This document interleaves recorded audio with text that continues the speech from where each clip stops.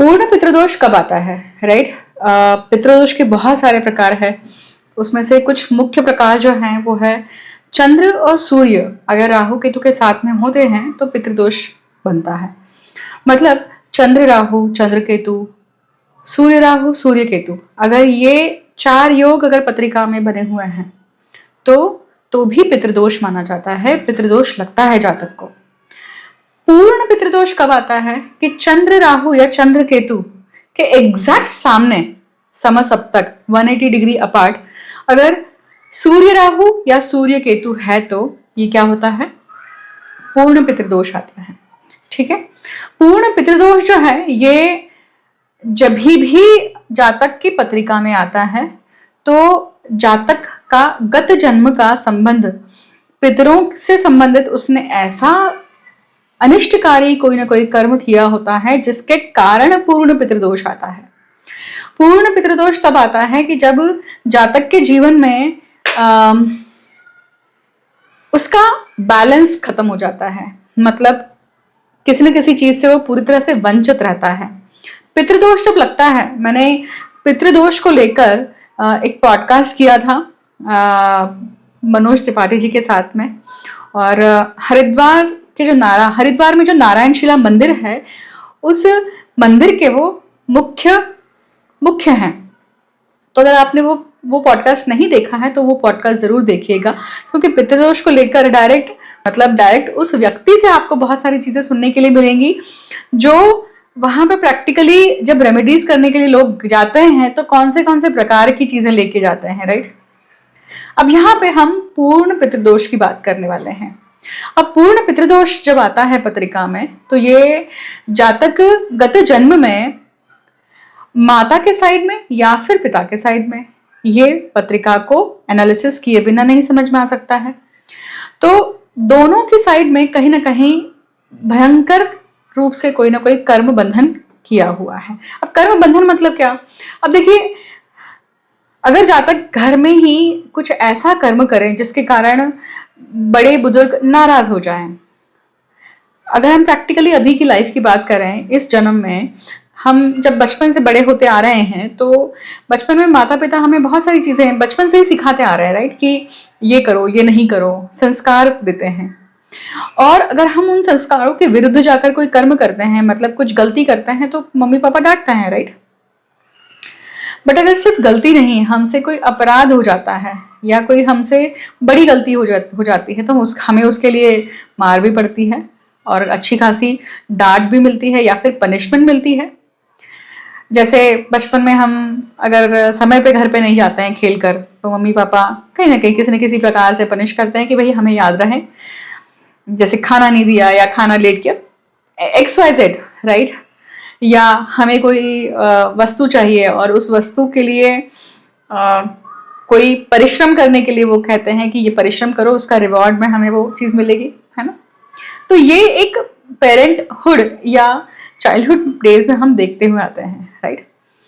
अब यहाँ पे ये साधारण गलतियां हैं, परंतु जब ये गलती बड़ी हो जाती है, फॉर एग्जाम्पल जब वो अक्षम्य अपराध हो जाते हैं, जैसे घर में इंसेस्ट रिलेशनशिप में जाना, राइट?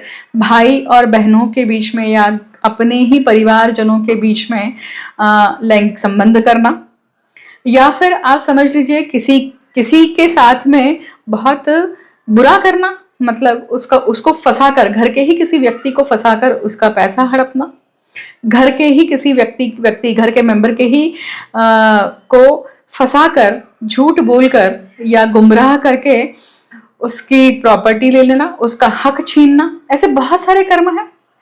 या अपना गोत्र, मतलब जिस गोत्र में या जिस घर में आप हैं अपना गोत्र बाहर दे देना, मतलब वंश बाहर दे देना, मतलब कैसे? व्यभिचार करना। या जब आप किसी बाहर के व्यक्ति, मतलब आपके कास्ट का व्यक्ति ना होकर कहीं और अगर आप संलग्न होते हैं और वहां से अगर आप पुत्र उत्पन्न करते हैं या पुत्री, राइट? तो क्या होता है, वहां पे भी आप अपने पुत्र, खास करके पुत्र वंश को कहीं और दे देना, राइट? या हम जब इंटरकास्ट मैरिज करते हैं वो भी कहीं ना कहीं उस चीज को लेकर भी कर्म बंधन आता है। ऐसे बहुत सारे अनेक उदाहरण हैं। तो पूर्ण पितृदोष जब आता है, इसमें ये सीवियरिटी तब आती है जब वो अक्षम्य अपराध होते हैं। अक्षम्य अपराध तब होते हैं कि जब आप अपने ही घर की चीजों को, सैंक्टिटी को उद्ध्वस्त करते हैं। खास तौर पे जब आपके पत्रिका में व्यय स्थान पूरी तरह से बाधित हो, व्यय स्थान में शनि हो, राहु हो, चंद्र हो, सूर्य हो, तो क्या होता है इस पद्धति से जब ये व्यय स्थान, क्योंकि व्यय स्थान क्या है, शय्या सुख है, व्यय स्थान आपका एग्जिट का स्थान है, और व्यय स्थान सैंक्टिटी को भी दिखाता है। तो जब जातक इस तरह का कर्म करता है, इस प्रकार की श्रेणी में करता है, तो वो सैंक्टिटी को बिगाड़ रहा है। जो परंपरा नहीं कहूंगी पूरी तरह से, परंतु जो एक प्रथा चली आ रही है, जो एक मोरालिटी है, उस मोरालिटी को ब्रेक किया है। और मोरालिटी को ब्रेक करने के लिए सबसे जो प्रचलित ग्रहों का जो इम्पैक्ट होता है वो राहु केतु है, खास करके राहु है, राइट। क्योंकि राहु किसी भी रूढ़िवादी संस्था या रूढ़िवादी परंपरा इन सबको मानने वाले बिल्कुल नहीं है, उसी से विमुख होकर जीने के लिए बताते हैं।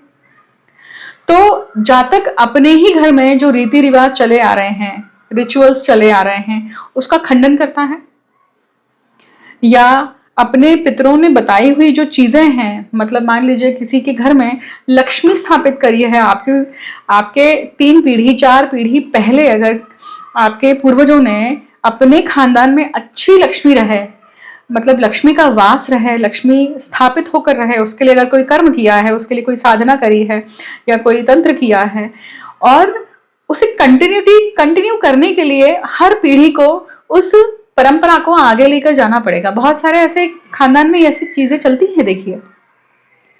और उसी चीज को अगर आने वाली जो जनरेशन होती है वो अगर उसका सम्मान नहीं करती है, उसे आगे लेकर नहीं जाती है, या उसका मजाक उड़ाती है, या उसे पूरी तरह से बंद कर देती है, या करने वाले लोगों पर टीका टिप्पणी करके या करने वाले लोगों पर बुरा भला कहती है, तो भी इस प्रकार का कर्म लगता है। क्योंकि हर खानदान में जो समृद्धि आती है, अष्टलक्ष्मी आती है, वो लक्ष्मी कोई भी प्रकार की हो सकती है, संतान लक्ष्मी हो सकती है, वैभव लक्ष्मी हो सकती है, विजय लक्ष्मी हो सकती है, राइट। तो उस खानदान को लेकर पर्टिकुलर कुछ चीजें हैं, वो वैसे के वैसे ही फॉलो करनी पड़ती है। अगर हम बड़े बड़े नाम यहाँ देखें, जैसे पॉलिटिकल नेता होते हैं, वो देखिए आप, इन सब चीजों को बहुत शिद्दत से पालन करते हैं, बहुत अच्छे से पालन करते हैं। अगर आप जैसे जो इंडस्ट्रियलिस्ट होते हैं, जो बिजनेसमैन होते हैं, वो भी इन सब चीजों को बहुत अच्छे से फॉलो करते हैं, वो रिचुअल्स को बहुत अच्छे से फॉलो करते हैं, उसका प्रोपेगेंडा नहीं करते हैं कि ये हम कर रहे हैं, वो गुप्त रूप से किया जाता है। पंचम स्थान जो है वो आपकी खुली बुद्धि है, जो आप समाज के सामने रखते हैं, और अष्टम स्थान जो है वो आपकी गुप्त बुद्धि है। तो गुप्त बुद्धि मतलब गुप्त रूप से प्राप्त कर, जो गुप्त इच्छाएं होती है, सुप्त इच्छाएं होती है, उसको प्राप्त करने के लिए जो आप बुद्धि लगाते हैं, जो आप लोगों को नहीं बताते हैं, किसी को नहीं बताते हैं, परंतु उसके ऊपर काम करते हैं और वो प्राप्त करते हैं, राइट। तो ऐसे समय पे उस चीज के माध्यम से जो आपके प्रारब्ध में नहीं है, उसे आप लेकर आना चाहते हैं, उसके लिए अगर आप जब कर्म करते हैं तो आप तंत्र कर रहे हैं, उसके लिए आप अपनी बुद्धि लगा रहे हैं, राइट। और जो गलत है वहां पर, और आपके परिवार में, आपके पितरों में ये सब चीजें नहीं चलती हैं, आपके खानदान में वो सब चीजें नहीं चलती हैं, तो भी पितर नाराज होते हैं। तो इस प्रकार के अनेक उदाहरण है, देखिए। तो अगर इस प्रकार से दोष बनता है पत्रिका में, तो वो पूर्ण पितृदोष होता है। अगर ये इंफॉर्मेशन आप प्रतिसाद मतलब एब्जॉर्ब करते हैं, तो फिर मैं अगले पार्ट में हर भाव में, हर एक्सिस में ये जो पूर्ण पितृदोष बनता है, तो वो किस चीज को लेकर बना है, मैं उसके बारे में बात करूंगी।